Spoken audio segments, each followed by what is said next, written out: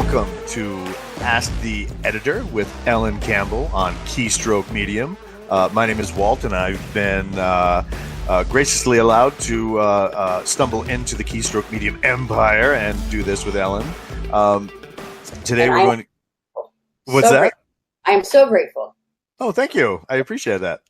And today we're going to be taking your questions and then going into part 3 of Ellen dissecting some of the various programs that you can do to punch up your manuscript and check things out before you send it off to a real live, not computerized person.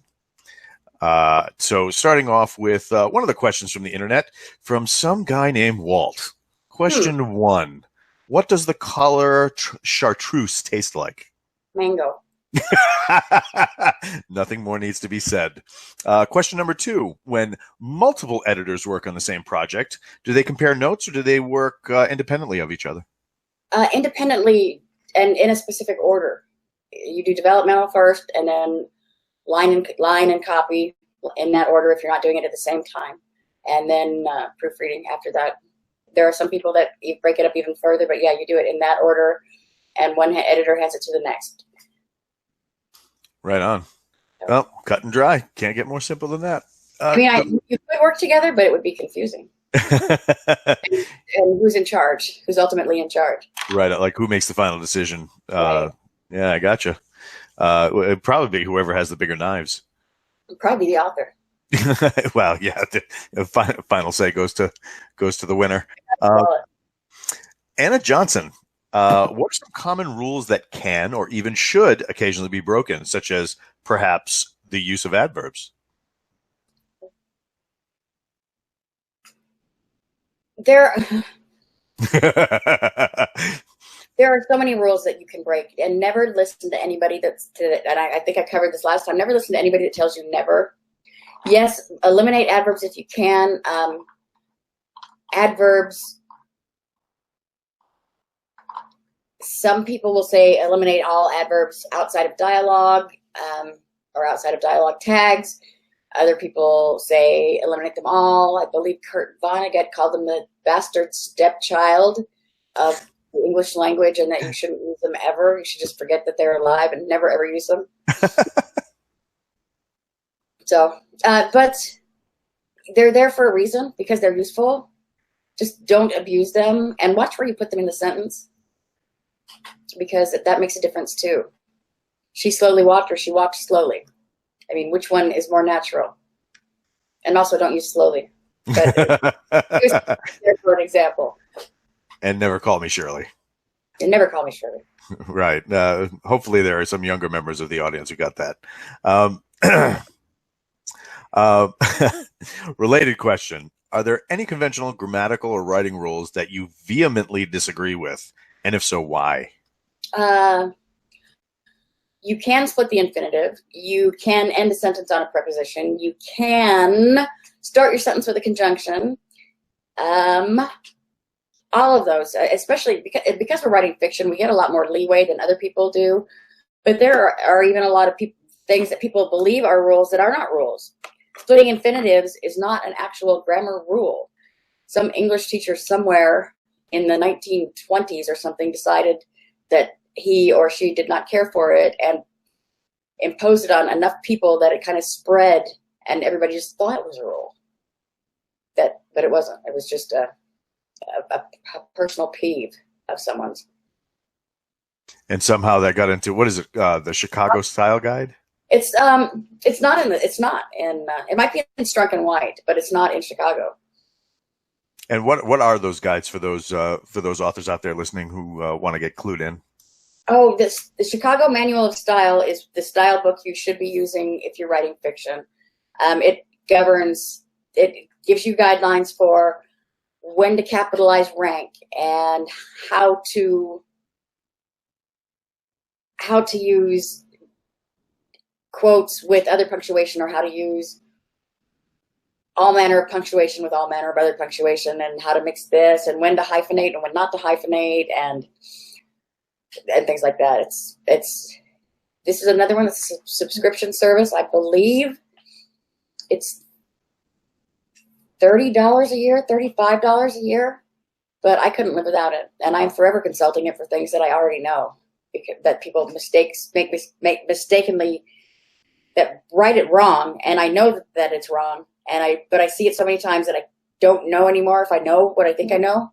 So I have a friend that I'm always telling her, stomping off to the CMOS to look up something I already know the answer to. Yeah. But yeah, it's invaluable. And the other one, what we thought, Now, do you? elements of style. It's fun to read. It's less useful on a day-to-day basis. I mean, I have a Strunk and White. I don't know that I've ever actually consulted it. Oh. Huh. Now, is it just is it best to have both?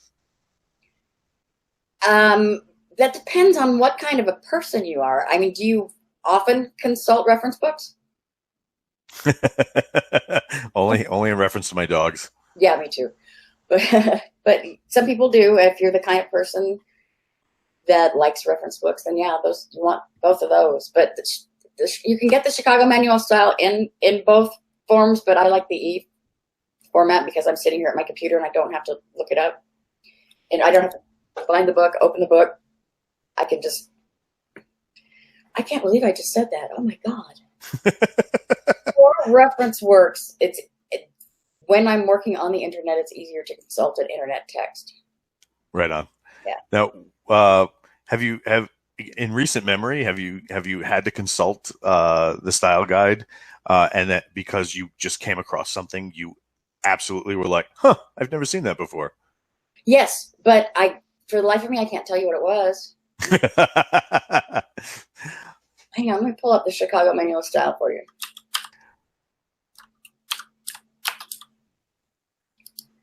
For some reason, every time you say Chicago Manual of Style, I just picture a guy in like a zoot suit with wingtips and a fedora. Yeah, right?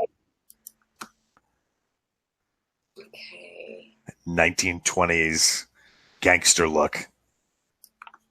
Okay, I lost you somewhere. Okay. I don't judge. Yes, you do. Every time you say it, I'm starting to feel very judged. Well, okay.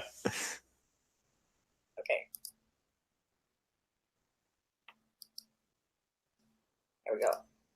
Okay. I am already logged in. I want it. Yeah, this is a mess up here. Contents. Okay, what do you want to know, Walt? Oh, I was just, I don't think I've ever seen this in this form before. Abbreviations general, alphabetizing of, A or and with. Oh, wow. This thing is huge. Q. All right, let's start with quaint characters, or would you prefer questions, question marks? Mark. Let's go to quaint characters. Let's see what it says to say about quaint characters. Oh, this is in the back in the glossary section. Let's go back to the index and let's talk about titles. When do we capitalize titles? So we're going to go to T for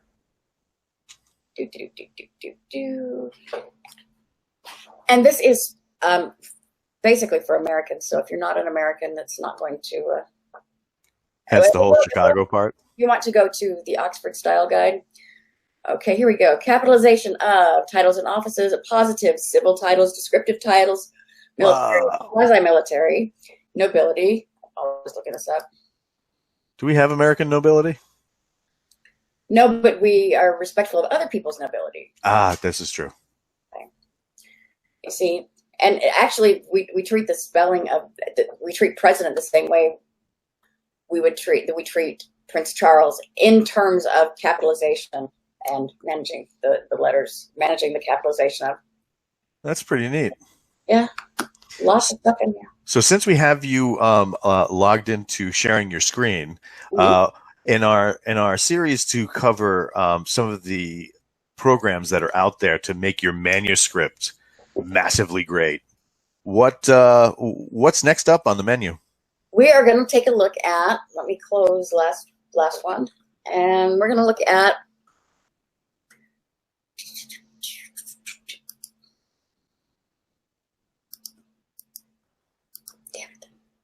I didn't do it. It's not my fault. No, this was a word again.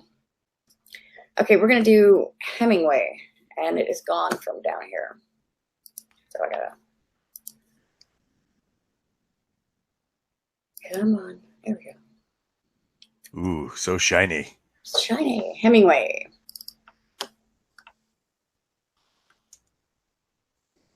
Okay. And you can't copy paste to Hemingway until you write something on it, so. Sorry.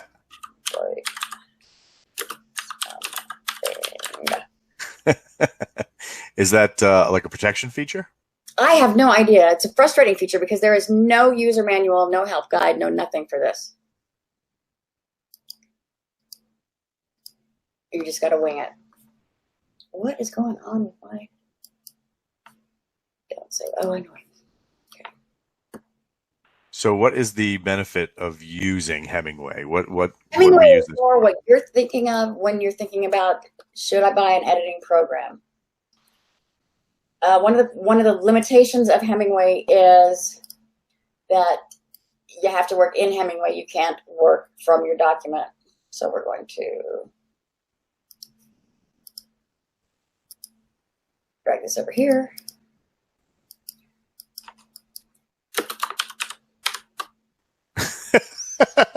OMG. There it is.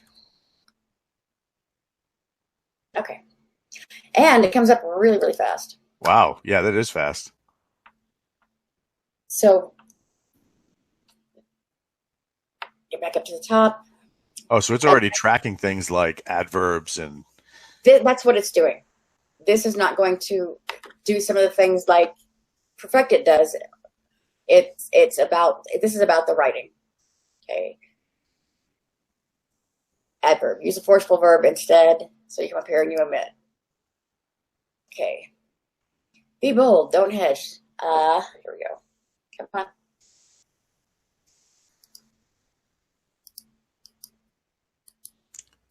I've been using so many programs over the last few days that I am just... Some of you want to click on them, some of them you don't. It's telling me that 57 of 635 sentences are very hard to read. And those are the ones highlighted in pink, so maybe it just doesn't have a suggestion for those. Okay, the adverbs, it's going to... Okay, passive voice. That's another one that you use it once in a while. Don't sweat about it, but try not to do it all the time. And here it's not going to offer a suggestion. It's just telling you you're wrong. The thing with this, I mean, you can go through this and do all of this and do everything it says and rewrite everything it wants. But what you're not going to get from this is nuance. You're not going to get insight or intuition, somebody's intuition about how things would sound better. You're going to get this, as good as an editing program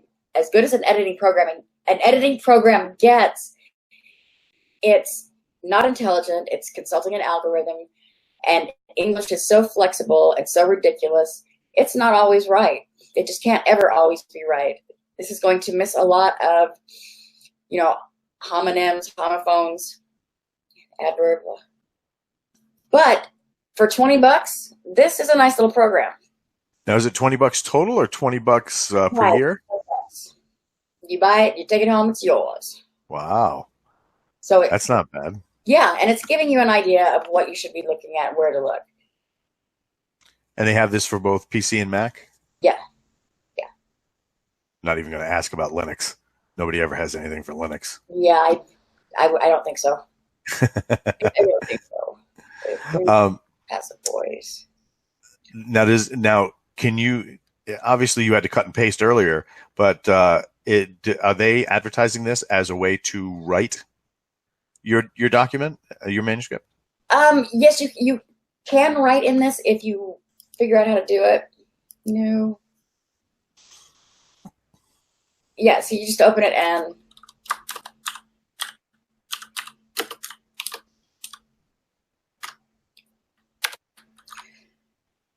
so it's got the important stuff. It doesn't have the power windows, power door locks. It doesn't have a sunroof.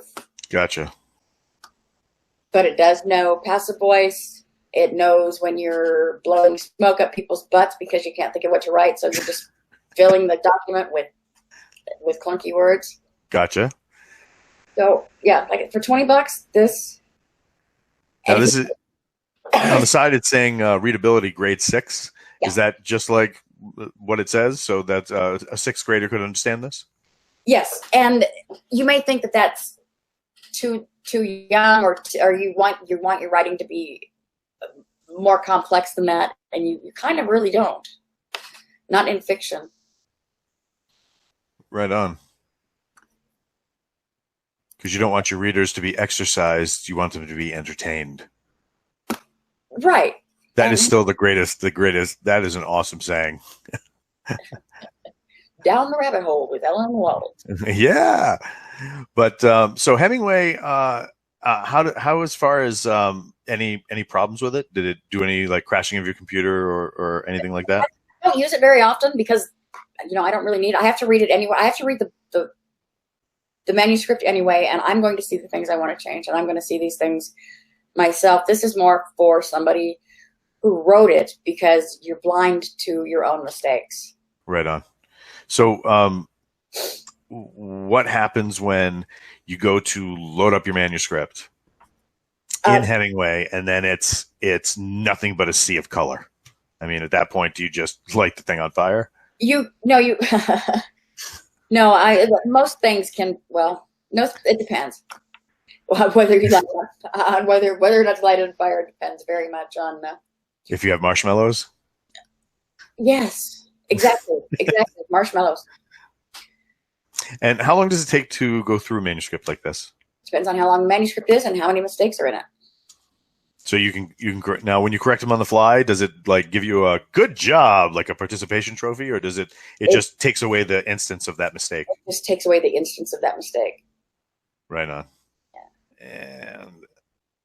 And doesn't have your sunroof. It doesn't have that little kick pedal to open your trunk, but it will get you there.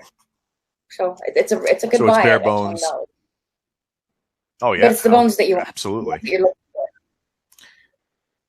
Now you said that they have this for PC and Mac. Do they have an app edition too? Because this looks like something they could. Walt, I genuinely don't know, because I really, truly just work from the computer when I'm working. That's not the kind of thing I would ever put on my phone. Gotcha. Or think on my phone. I'm not going to work on my phone. Right on. Carpal tunnel. However, you do have that right down, so we can get in on. I think they're having a Call of Duty tournament later. You can be on my team. It's fine. Okay. So, what's that? I'll be the one behind you. So as far as Hemingway goes, where can you see this as the best use? Who's going to get the most bang out of their buck for this?